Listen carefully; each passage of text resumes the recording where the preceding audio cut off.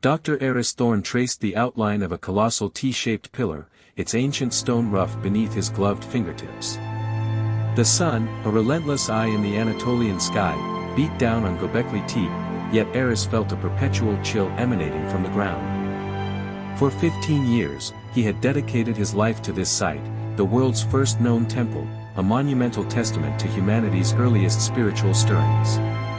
Yet, the most profound mystery wasn't its construction, but its demise. Göbekli Tepe hadn't been abandoned, it had been buried. Deliberately. The scale of the undertaking was staggering.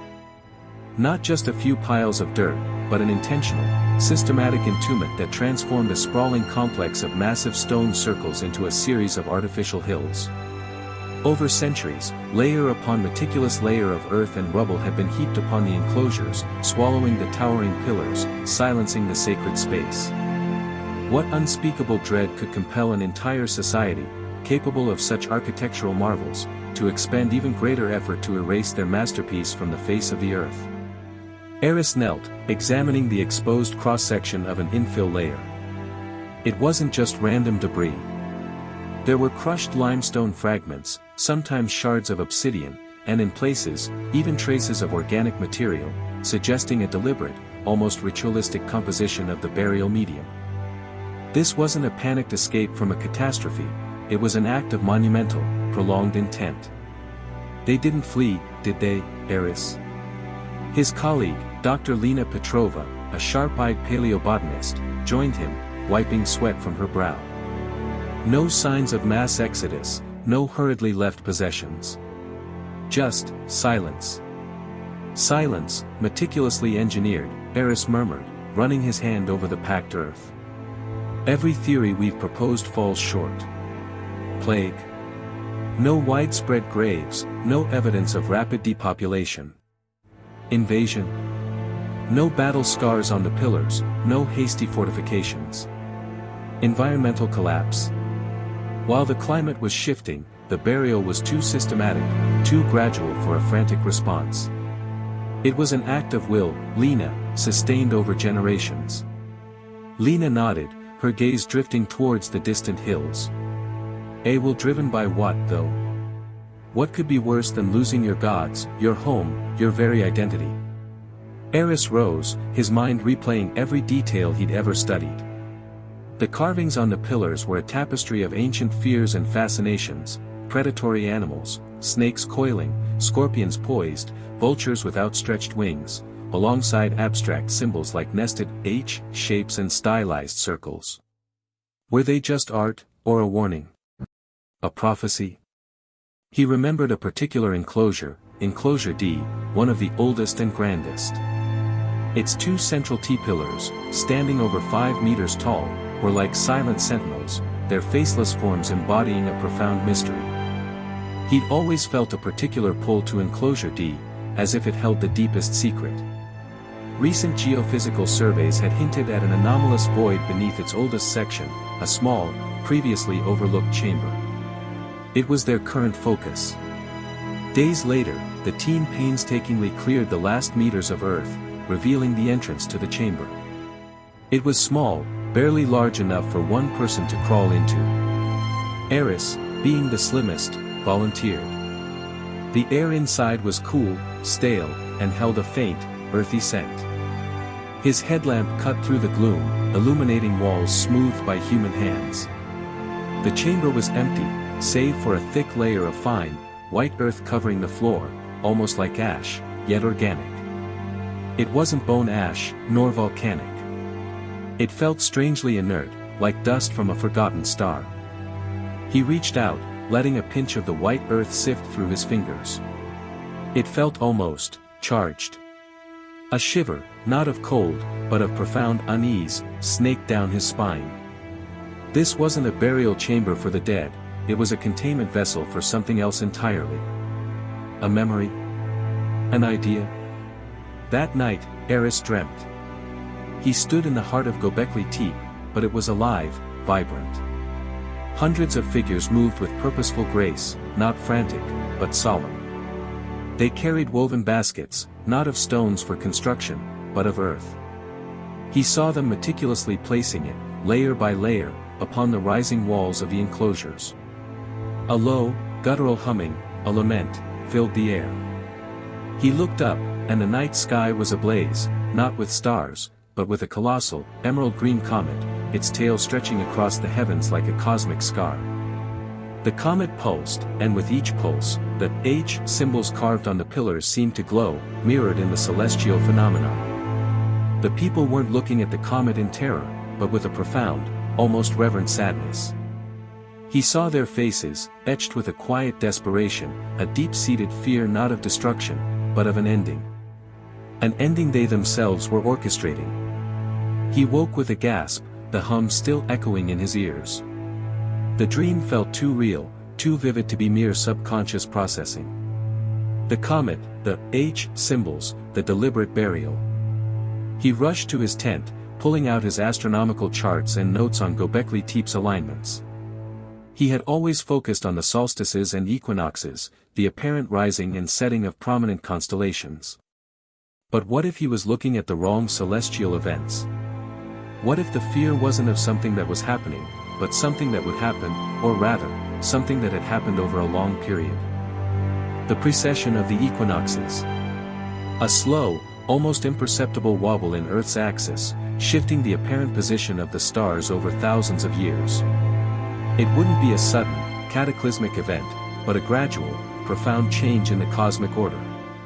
He began cross-referencing the estimated construction and burial timelines of Göbekli Tepe's enclosures with the precession cycles.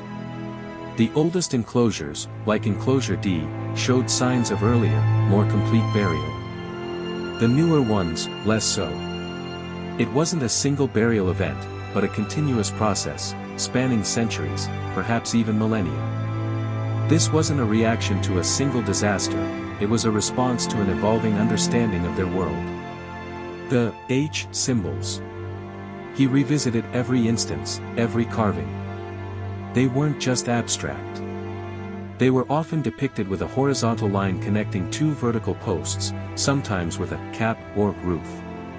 He'd always thought of them as stylized gates or enclosures. But in the context of the burial, and his dream, they took on a new meaning: containment. A glyph for containing or enclosing. They were burying not just a temple, but a concept. He returned to the site, looking at the buried hills with new eyes. The fear wasn't of an external threat that would destroy the temple. It was an internal fear, a profound anxiety about the loss of meaning, the desecration of a sacred place that no longer resonated with their changing world. The people who built Göbekli Tepe were hunter-gatherers, living in a world intimately connected to the cycles of nature, the movements of the stars, and the spirits of animals. Their temples, with their predatory carvings and astronomical alignments, were perhaps centers for rituals tied to these ancient ways of life, places where they sought to understand and influence the cosmic order of their world. But the world was changing. Agriculture, a revolutionary new way of life, was beginning to take root in the Fertile Crescent. Settlements were growing, people were taming animals and cultivating crops. This wasn't just a change in diet, it was a fundamental shift in worldview. The nomadic hunter-gatherer identity, with its deep spiritual connection to the wild, was slowly giving way to a more sedentary, agrarian existence. Göbekli Tepe, a monument to the hunter-gatherer cosmos, must have become anachronistic, perhaps even irrelevant, to the new generations. Its powerful, ancient energies might have been seen as dangerous or simply misunderstood by those embracing a different way of life. The fear wasn't of a physical threat, but of spiritual dilution, of the temple's sacred power being diminished or corrupted by a world that no longer understood it. Aris stood atop the highest buried enclosure, the wind whipping his hair. The builders hadn't buried Göbekli Tepe out of terror of destruction, but out of an act of profound reverence. They entombed it to preserve it, to safeguard its sanctity, to ensure its ancient meaning wouldn't be lost or desecrated by the inevitable march of progress. They buried their world's first temple as a final, monumental act of respect, a time capsule for an era that was fading, ensuring its silence would speak volumes across millennia. It was a lament for a dying way of life, a final, poignant farewell to their gods and their stars, encased in earth for eternity. The truth is revealed. The mystery of Göbekli Tepe's intentional burial is a fascinating one, and current archaeological theories suggest it was not an act of panic or fear from an external threat like invasion or plague. Instead, it appears to have been a deliberate, sustained effort, spanning centuries, to entomb the site out of a profound cultural and spiritual shift.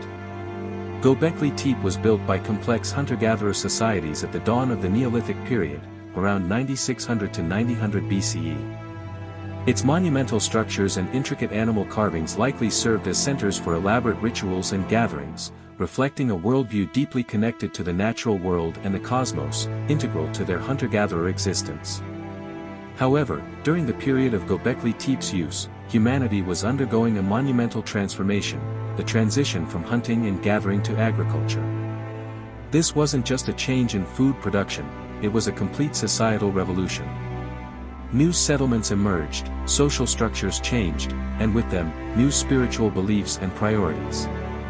As agricultural practices became more widespread, the hunter-gatherer way of life, and the spiritual framework it supported, began to wane. Göbekli Tepe, a sacred monument to an older order, likely became less relevant, perhaps even anachronistic, to the new agrarian societies. The fear, therefore, was not of its physical destruction, but of its spiritual desecration or the loss of its profound meaning in a rapidly changing world. Archaeologists theorize that the intentional burial of Göbekli Tepe was an act of profound reverence and preservation. Rather than letting the sacred site fall into disrepair, be repurposed, or simply abandoned and forgotten by a new generation with different beliefs, the builders deliberately entombed it.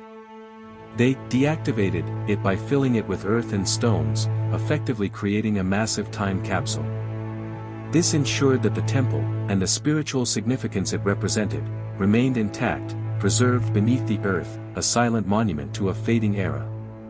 It was a conscious, monumental act to safeguard its sanctity and memory for eternity, a farewell to their ancient gods and a profound respect for their spiritual heritage.